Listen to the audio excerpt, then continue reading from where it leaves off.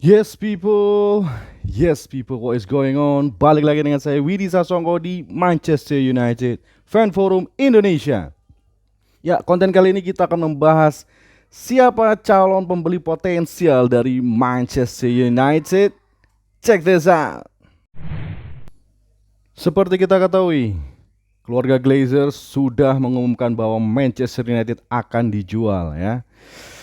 Baik itu berupa mencari investor baru, jual sepenuhnya, atau transaksi yang melibatkan perusahaan yang menguntungkan ya. Nah, sekarang pertanyaannya, banyak sekali rumor-rumor di sana yang beredar bahwa si A, si B, perusahaan A, B itu bidding Manchester United.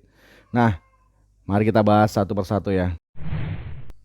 Informasi yang pertama, yang dikabarkan tertarik untuk membeli Manchester United adalah perusahaan Apple. Ya, kita ketahui Apple adalah perusahaan yang bergerak di bidang digital technology dengan produknya seperti Mac, iPhone, dan secara langsung dari Twitter, seorang reporter dari Apple bernama Joe Rossignol ini mengatakan ya, ini saya kutip, "For Manchester United fans landing on my profile today, I am an Apple reporter, not a sports reporter. Feel free to roast me if you don't believe me, but I have it on very good authority that Apple is not planning to buy the club. Sorry to ruin the fun." Ya, jadi jelas bahwa kabar bahwa Apple akan membeli Manchester United itu sudah terbantahkan ya. Nah, kita lihat kemungkinan yang beredar juga, yaitu dari Dubai Public Investment. Nah, kalau ini sedikit masuk akal ya. Ya, dibandingkan dengan Apple, memang Apple ini perusahaan yang sangat besar dengan net worth itu, kalau saya lihat di sini adalah 2 triliun. Nah, dengan kekayaan sebanyak itu 2 triliun dolar, tentu saja akan membuat owner-owner klub seperti Abu Dhabi yang memiliki Manchester City, kemudian Qatar yang memiliki PSG, dan juga Saudi Arabia Public Investment yang memiliki Newcastle, itu seperti nggak ada apa-apanya men, ya nggak ada apa-apanya ya. Tetapi kita lihat profil dari Dubai Public Investment ya. Ini dikabarkan di tanggal 30 September tahun 2022 mereka mencapai kenaikan ya sebanyak 227% keuntungannya, dan itu total kekayaannya itu adalah 1.489 billion ya. Dan ya, menurut gua kalau kita ingin berkompetisi melawan owner-owner yang gede ya, seperti Abu Dhabi, Manchester City, Newcastle ya, dan juga PSG, Qatar, itu kita memerlukan owner-owner yang punya duit segini banyak ya. Segini banyak ya. Informasinya memang Manchester United ini akan dipasarkan dengan harga minimal 6 billion oleh keluarga Glazer, dan itu bisa lebih tinggi lagi ya. Bisa 6 hingga 8 billion. Nah, ini bakalan menjadi sesuatu yang intriguing ya. Apabila calon pembeli yang menyatakan minat, yaitu seperti Sir Jim Ratcliffe, ya, kita lihat kekayaannya ini hanya 17, billion ya. 17, billion. Jadi kalau Sir Jim Ratcliffe membeli Manchester United dengan harga maksimal 8 billion, ini udah hampir 50% kekayaannya terserap untuk investasi ke Manchester United, dan itu belum termasuk redevelopment dari segi infrastruktur, pembangunan stadion, training facility, dan juga pembelian pemain setiap jendela transfer untuk merebuild Manchester United bisa menjadi klub yang top kembali seperti era Sir Alex Ferguson. Dan ini sepertinya kalau menurut saya Sir Jim Ratcliffe, dia tetap akan bidding Manchester United, tetapi mungkin dengan harga yang lebih rendah. Dengan harga yang lebih rendah. Karena apa? Ya, kita lihat Liverpool saja. Liverpool itu hanya ditawarkan di bawah 3 billion ya. Ditawarkan hanya 3 billion ya. Kita ketahui Liverpool juga dijual ya.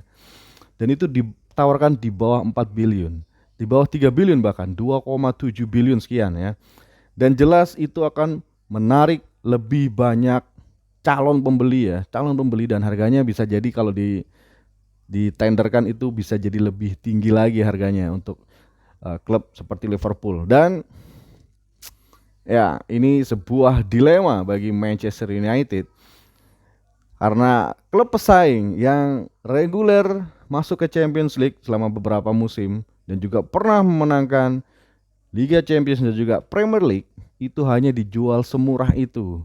Ya, semurah itu, dan stadionnya juga nggak perlu di-rebuild lagi karena sudah di-rebuild ya. Jadi ya, kalau kita harus bersaing, maka pembeli seperti Jim Ratcliffe ini nggak nggak worth it ya, nggak worth it.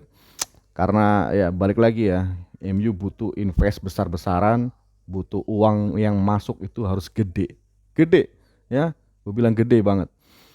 Ya, kita lihat ownernya dari Newcastle ya, The Public Investment Fund dari Saudi Arabia, itu total kekayaannya adalah 620 billion atau 492 billion pounds. Ya, kemudian kalau kita lihat dari owner dari Manchester City, Manchester City, ini kekayaannya ini bisa mencapai 1.280 million dollars ya, di posisi 25 November di 2022. Dan ini benar-benar luar biasa kalau kita ingin bersaing dengan klub-klub yang ada di Premier League dengan owner seperti Abu Dhabi, Manchester City, dan Newcastle Saudi Arabia. Kita definitely tidak bisa mengandalkan seorang Sir Jim Ratcliffe meskipun dia adalah seorang fans dari Manchester United. Oke, itu saja berita yang bisa saya sampaikan terkait siapa yang cocok untuk membeli Manchester United dan bisa dengan segera membawa Manchester United bersaing di level tertinggi di Premier League maupun di kancah internasional. Ya, kalau menurut kalian bagaimana? Apakah kalian ingin uang minyak ya? Kita akan diminyakin. Bakalan ada derby minyak di mana-mana. MU ketemu Newcastle derby minyak, MU ketemu City derby minyak, City ketemu Newcastle derby minyak ya, vice versa. Nah, gue nggak tahu seperti itu apakah itu akan sehat bagi slogan sebuah sportivitas. Dan ya kalau honor-honor seperti ini masuk memang ini sedikit mencederai karena ya ini berarti kejayaan sebuah sepak bola itu berarti berupa bisa dibeli dalam berupa uang ya. Tapi kita nggak bisa bohong bahwa memang uang itu penting ya untuk Manchester United sekarang ini ya. Sekarang ini itu penting. Dan ya kita tunggu aja update-nya terkait Manchester United, siapa yang akan membeli ya. Rumornya dari Fabrizio Romano juga Natal ini MU akan dilepas oleh keluarga Glazers. Oke, silakan tulis di kolom komentar apakah kalian setuju atau tidak, atau mungkin punya informasi lain siapa yang bakal membeli Manchester United. Silakan tulis di kolom komentar. Oke, itu dulu topik yang bisa saya sampaikan, dan jangan lupa kalau kalian belum subscribe silakan subscribe di channel saya Widi Sasongko. Kemudian tekan tombol like dan berikan komentar dan share konten ini apabila menurut kalian bermanfaat.